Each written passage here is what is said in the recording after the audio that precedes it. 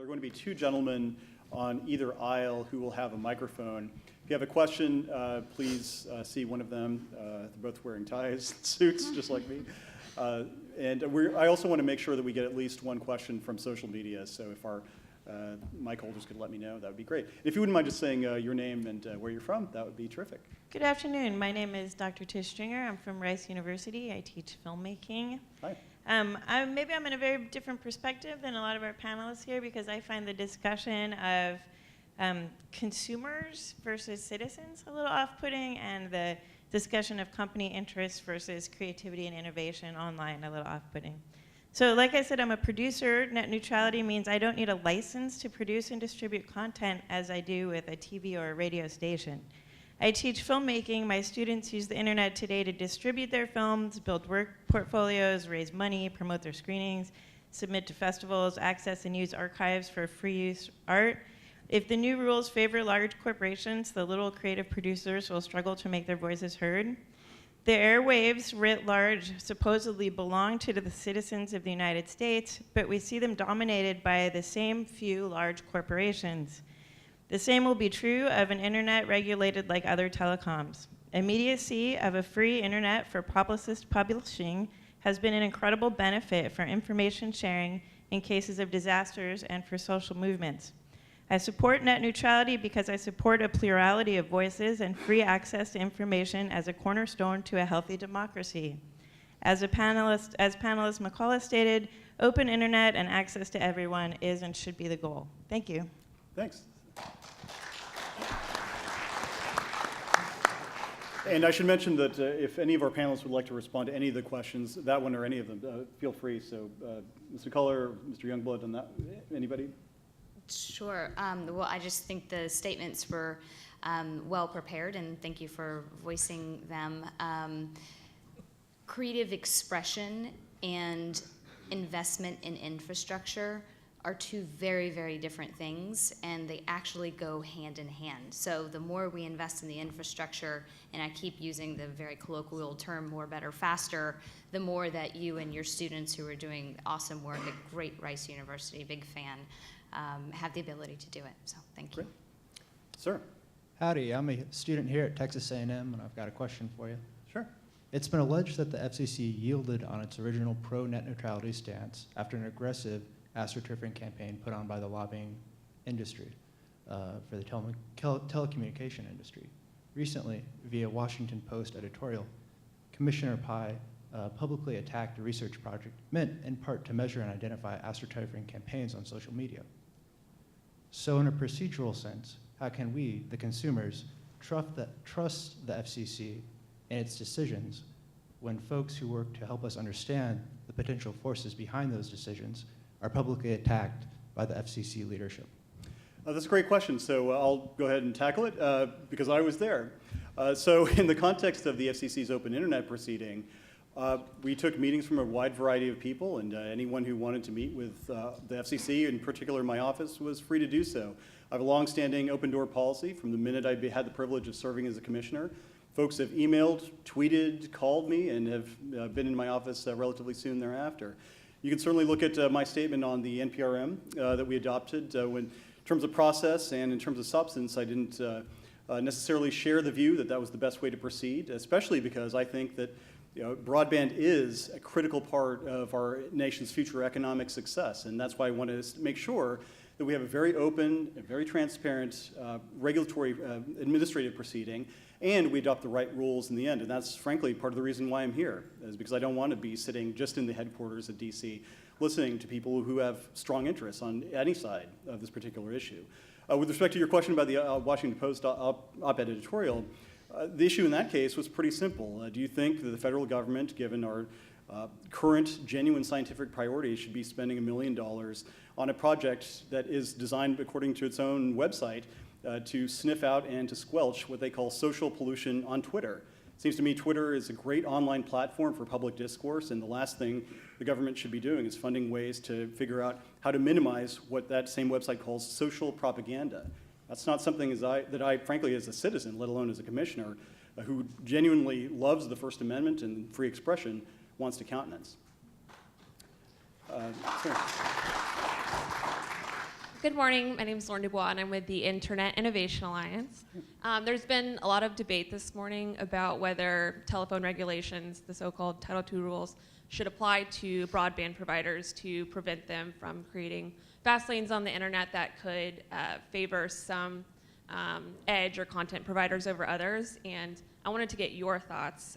Is there any evidence that an internet provider has tried to prioritize traffic not directed at a consumer's request? And also, I had one other question. I'll start with that. Sure. Well, so I should emphasize that I'm primarily in listening mode at this point, so I would defer to our panelists if they have particular examples they want to discuss. I'll simply say from my own end that I think at the end of the day, the legal standard the FCC has to adopt here is the substantial evidence standard, as the courts have called it. And so for us to adopt regulations that are designed to counteract a particular competitive harm, we need to make sure there's substantial evidence in the record. And so I think that's part of what the FCC is seeking to do in the past few months and in the coming months, is to try to gain as many facts as possible about how competitive or uncompetitive this marketplace is. And so I don't want to put forward any particular examples at this moment, because obviously we're still in the delivery process. But obviously Mr. Hennigan talked about a few. If any of the other panelists would like to contribute, I think their perspective is much more valuable. There is a gorgeous chart that shows when pre and post negotiation with, I believe it's Time Warner Cable or Comcast, Netflix speeds and other speeds of actual content providers. It literally, it spikes the day after negotiations ended. So I recommend that you go try to find that chart. I'll be happy to tweet it out later. And also go read, again, the Mozilla Foundation's comments to the FCC. There are many examples of prior and what will happen if this goes forward. Sorry, just the other question. Could Title II prevent this theoretical harm? Of these particular harms. Well, that's part of the question, is whether or not, well, I should pose it to the panelists, actually. So actually, if you, Mr. Portman, Mr. Hennigan, Mr. Hunt. I would say that from a Title II perspective, as I mentioned in my statements, we do provide service level agreements on different products. Ethernet transport services we offer for cellular wireless backhaul out to towers. We have 3 different service levels. I don't know if you would categorize that as prioritization, but we have that tariffed in our interstate tariff. I don't see, I guess I don't understand how we could not, if we chose to do so, file a similar tariff at the state, at the federal level to handle that. I would say that we do not do anything to monitor the network, change packets, prioritize packets. We have our information or disclosure about that on our website. We comply with the FCC rules, but we are not in the paid prioritization business. Again, we think an open internet is something that we truly support, and paid prioritization is not something we see doing. Gentlemen? Either. So I've got some very specific related experience. The paid prioritization is definitely, I don't know that as a specific carved out fast lane, it's a little bit of a red herring.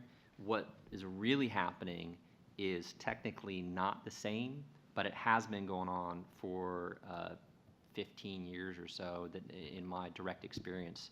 Data Foundry, we have a sister company called Giga News, and as Giga News, we're a global broadband Usenet services provider, feeding high volumes of traffic to broadband consumers around the world.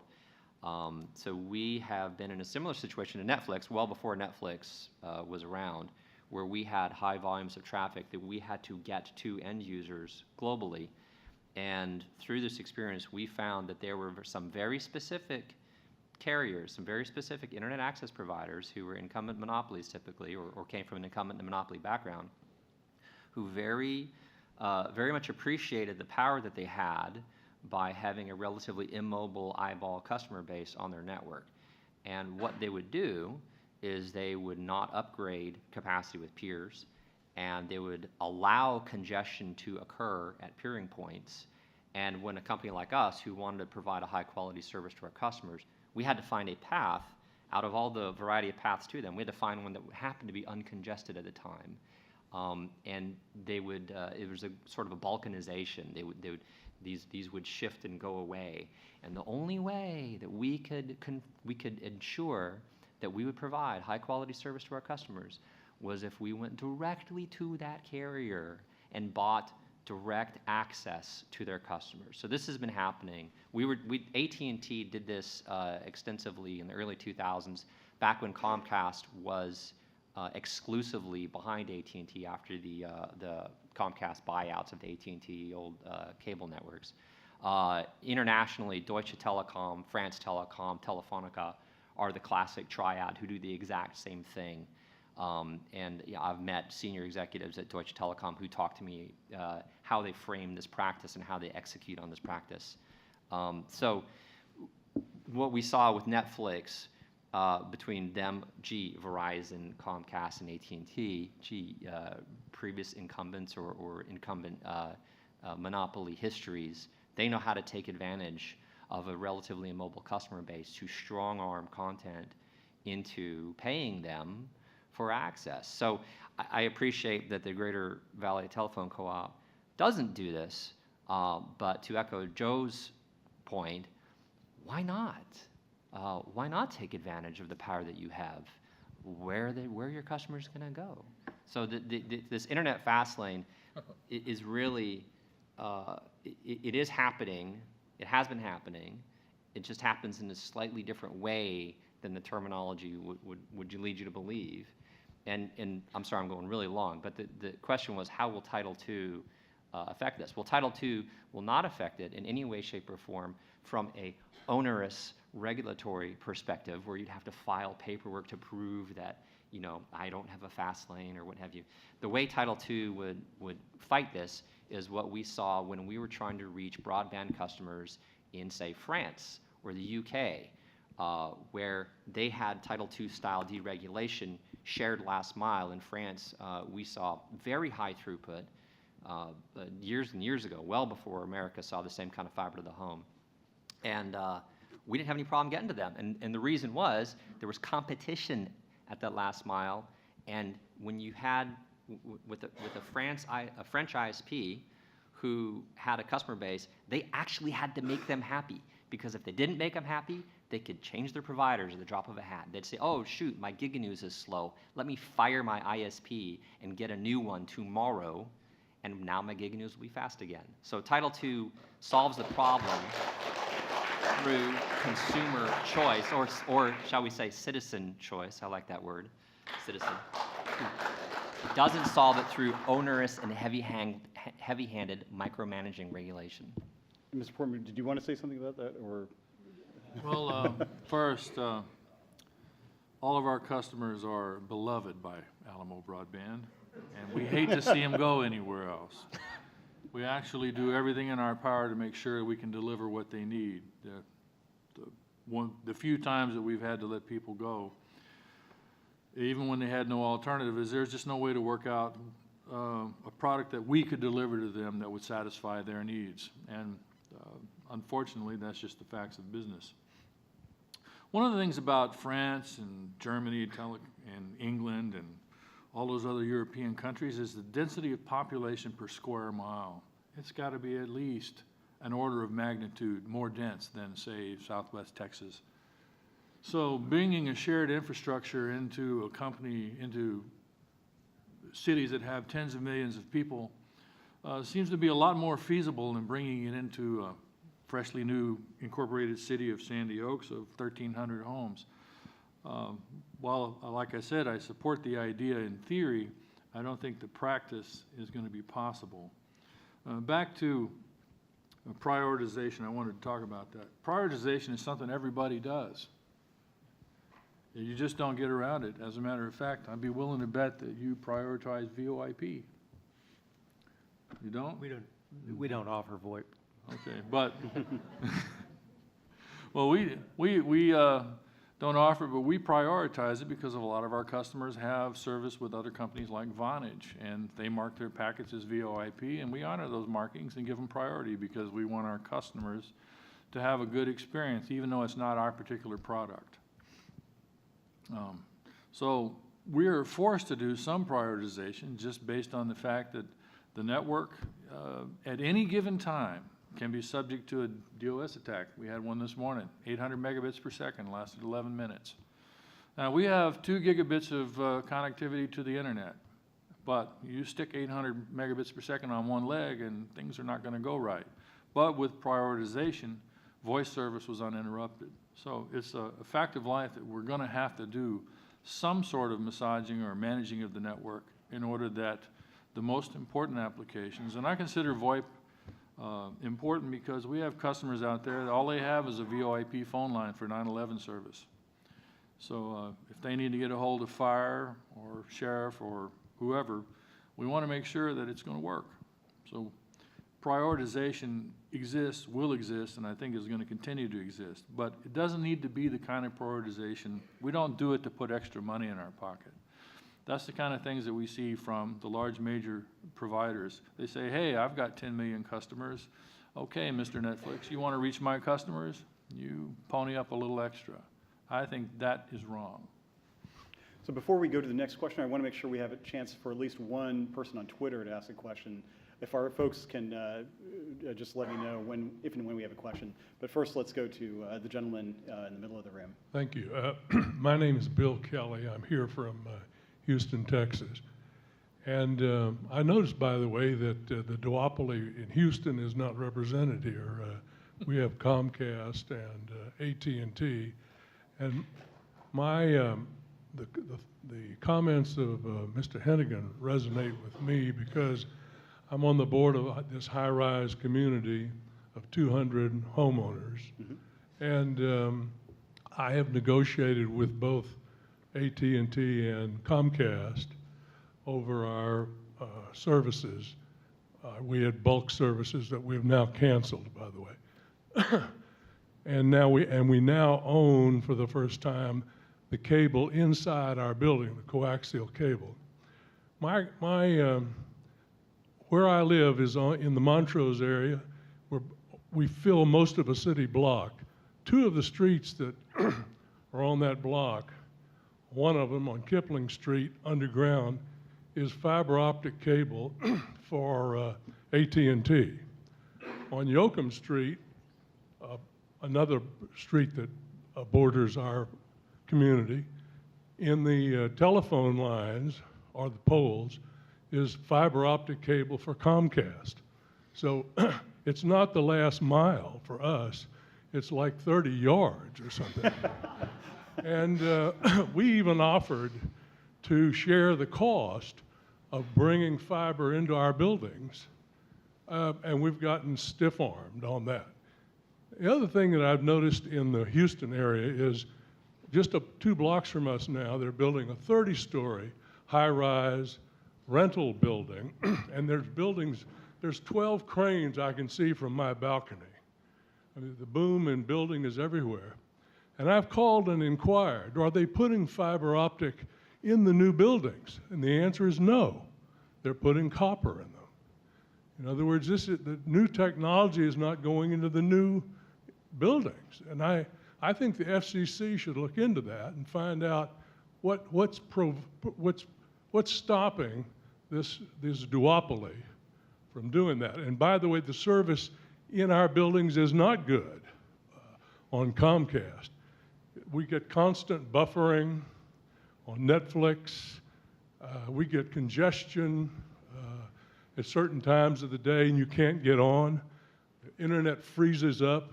So this idea that our internet service is terrific is not correct.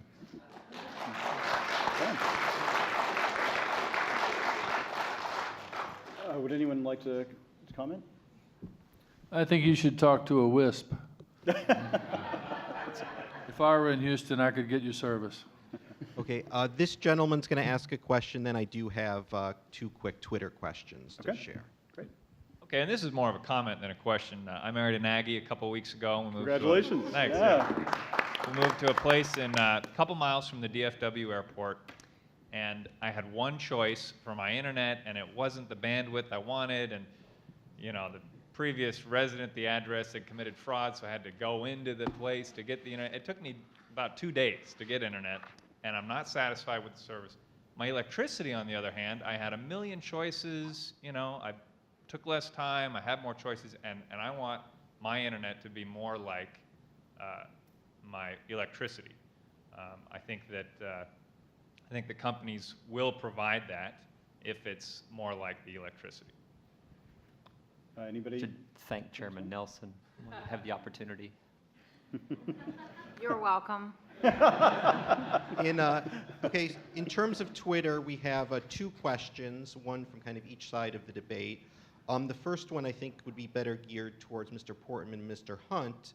And Jason Knight from @BinaryBana asks, everyone agrees the Title II would be a burden for ISPs, but he asks, what about the benefit of having access to more customers?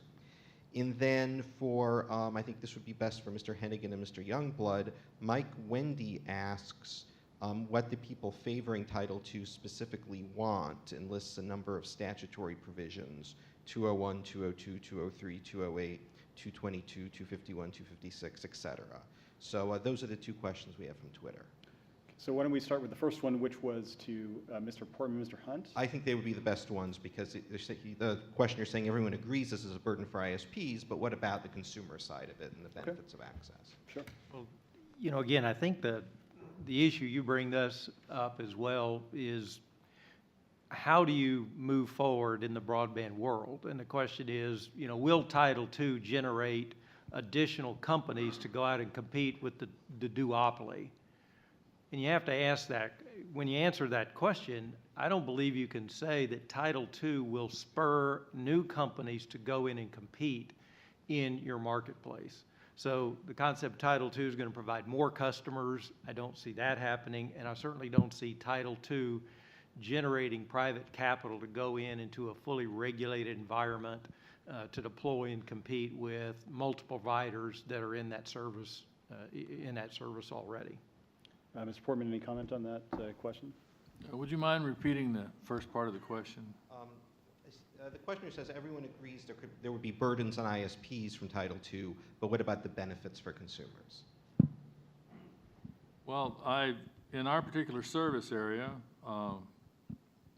Title II I don't think would offer any benefits unless there was some way to spur other companies to come out and build more infrastructure. Where we serve, there really is no infrastructure. We are the infrastructure. And all of it built basically out of my pocket with my vision. And we decided to serve this particular area because nobody else was going there. You know, if I were serving in downtown San Antonio and Title II would magically give me access to use Time Warner's network or AT&T's network to compete with them, that's an entirely different business model, and one that, frankly, I'm not even interested in because I don't want to be the lowest common denominator. I want to go out and serve a need. We found a spot where there's a need, and we're doing our very best to serve it where we are, and Title II wouldn't be of benefit to us, and I don't think it would benefit our consumers or our citizens. Although I can state with a certainty, we serve a lot of people who are not U.S. citizens.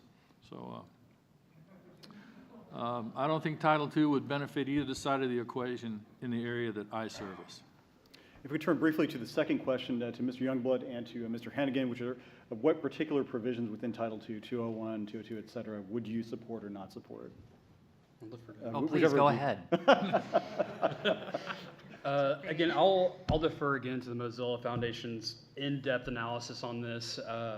Again, my biggest thing is the pay prioritization protection against it. I'll have to go back and I'll get that handle and I'll make sure to follow up with them. Okay, Mr. Hannigan? Yeah, I mean, I don't know. I mean, on the numbers and which ones which. That's a level. We have position papers. I2 Coalition submitted an excellent position paper in the comments, which I encourage everybody to go read.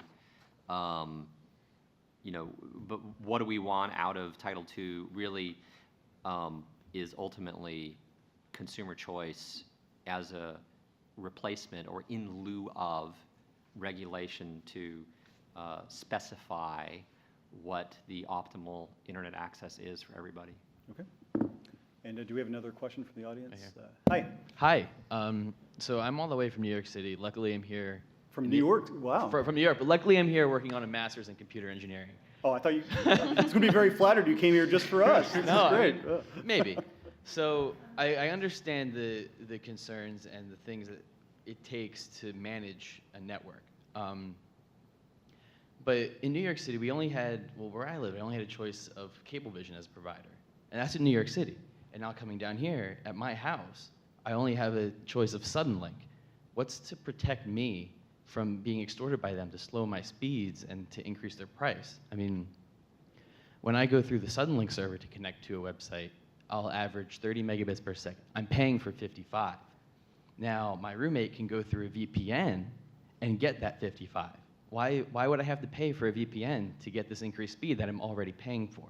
Why are the speeds up to? Why is the speed up to 55? I'm paying for up to 55. I'm only getting 30. What's up with that? Like. So despite the fact that it's a Yankee question, we will entertain it. Anyone on the panel care to comment? I mean, is this a rhetorical question or? Well, and that's the perfect point, is that regulation doesn't spur that competition. It doesn't spur that level of innovation. So the question around Title II is, why would we go back to 1930 to prepare for an unknown future, which is going to be full of consumers exactly like you saying, we want more, better, faster? But unfortunately, the real truth is it just hasn't happened. There is no competition. I mean, we've had multiple examples here. I think that's pretty evident. I mean, I'll defer to the other people on this comment. I think comment over there. Well, and perhaps, To answer your question short and sweet, nothing prevents them from doing whatever they want, except, hopefully, they have consciences. And in dealing, I know, I'm a dreamer, but I'm not the only one. I think we can imagine one more question here. All right, go Dreamers. Let me finish. if Oh, you I'm don't sorry, I mind. thought you were done. In the arena of competition, that would protect you. If there were some other person who could reach you who had infrastructure, the competition between at least, and in my idea, healthy competition starts with 3 competitors. Since you only have one choice, you don't have any protection outside of regulation. And unfortunately, the regulations that they want to impose wouldn't actually protect you, because they could file, and maybe even succeed in filing, to do that kind of discrimination, using the reasonable networks practices excuse. So I think what needs to spur the adoption of more broadband choices is not maybe shared infrastructure, but maybe investment in technologies that can reach more people in these urban areas, something I'd be terribly interested in. So that's my comment. Well, can I just say something Sure, real Chairman fast? Hoffman. Since everyone else is giving their anecdotal stories, I'll give mine, which is I had one provider, and I live in Austin. I had one provider. I wasn't happy with the service. I fired the provider. For a period of time, I didn't have any cable. I only had high-speed internet, and I relied on, Netflix and those types of things. And then eventually, I went with another provider. So it's hard for me to imagine living in an area of Texas where you don't have multiple providers to choose from. And like Joe said, if you don't, the whole concept of competition is somebody else will enter and start providing service. Sir. Good morning. Thank you for the good discussion, a wonderful discussion.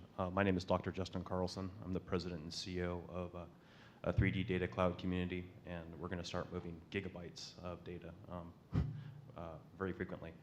So there were a couple of questions that I had.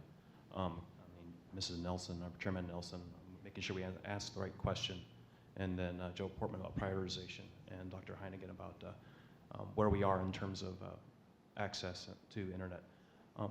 It seems like we're arguing about Title II and specifics 40706, but why is it the United States is so low on the OECD for access to internet and broadband? It seems like we're arguing about this small point and forgetting the bigger issue that if we just raised the bar and had a lot more access, then like say Germany or France or Canada for that matter, that we would actually, this problem really wouldn't be as an issue. Is that clear and concise, or is that too broad-based of a question? How can we just raise the bar and put us up at the top of the OECD for internet access? Sure, and I know Mr. Kennedy talked about this. You wanted to direct it to okay, anybody? Well, Chairman Nelson? I guess I would say, I think there's other evidence out there that that is not, I think there are different opinions on the speed in Europe. And again, I'll give you anecdotal. I have a niece who lives in Germany. I don't have interruptions in my internet service. She's a Facebook friend of mine, and her internet's always out. So I don't know that. I'm leery, being a Texan, to look to Europe for guidance on anything, quite frankly. Anybody else? I'll take it. Oh, sorry. I'd like to comment on that. I think we're really talking about really two separate issues. If we go back to what started this, the courts rejected portions of the open internet order. That's what has started this. The issue really on the table, we've got the transparency was kept intact. The court said your transparency issues, in other words, we need to disclose what network practices we have. It said the issues about blocking and content, those issues we need to talk about, and reasonable discrimination. So the FCC has before it those considerations. How does it put that back in place? So I think those issues about the ability to access content, we need to do that. The ability to ensure you can connect any device, we need that in there. We need proper network management practices, and we need transparency. The real question that's being thrown out is, by some, is we are very concerned about paid prioritization in the future. In other words, companies like us that are service providers would be able to go out and charge different entities for different services. And Title II, I keep saying, does not address that issue. We can tariff that if we wanted to. I don't believe that under Title II we would be prohibited from doing that. So the question is, 706 or Title II.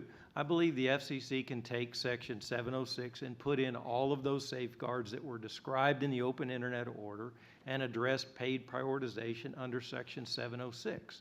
That deals with the issue that's before the FCC. A lot of the issues that we're talking about here is, I don't like my speed, it's not fast enough, that it's congested out there.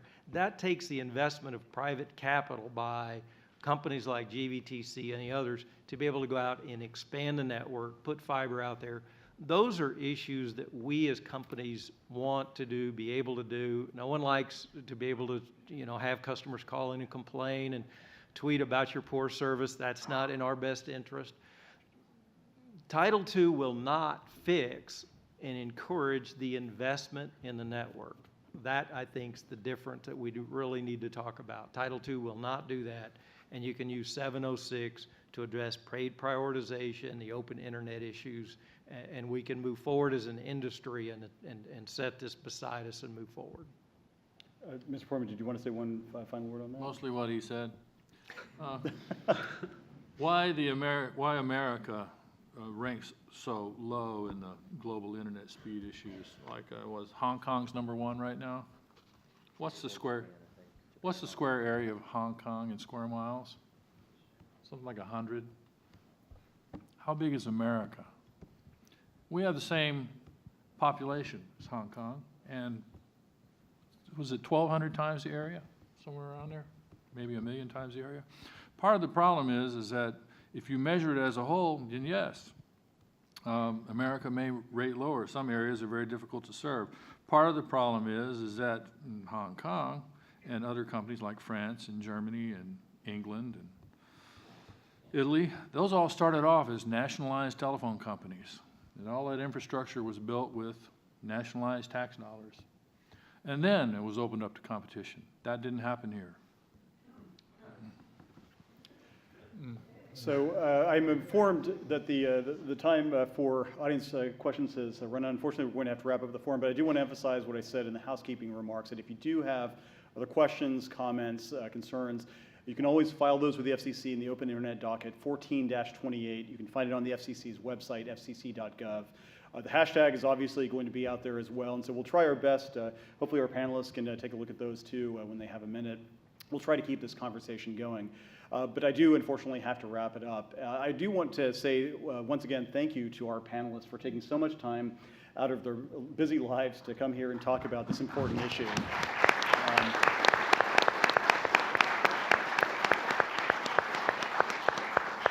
I'm honestly in awe. We were talking before the event started, and some of them came from quite a ways away to be here today, and I really do respect their time and their insights on this.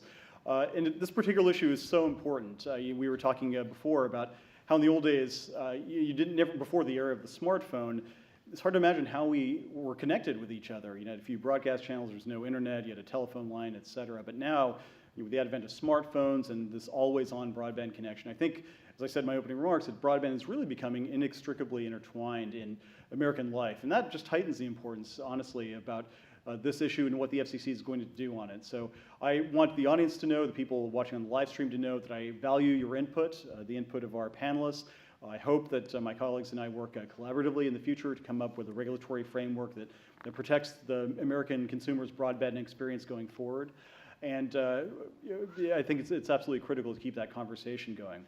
Additionally, I want to recognize Congressman John Flores for being here. He represents College Station, and he's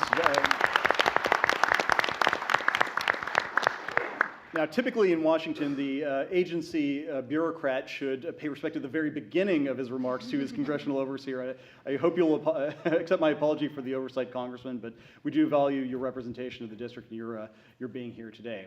With that, the forum will be closed and the metaphorical gavel will now sound. Thanks.